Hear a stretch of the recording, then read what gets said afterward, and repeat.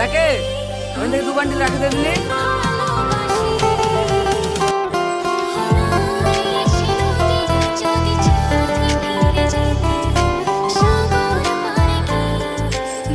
রাখিতে 800 টাকা।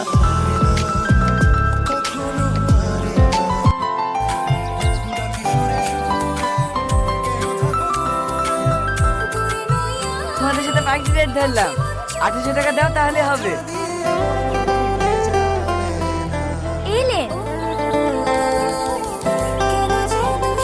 ভাই আপনার হাতটা দেখি। কেন? আরে দেখি না।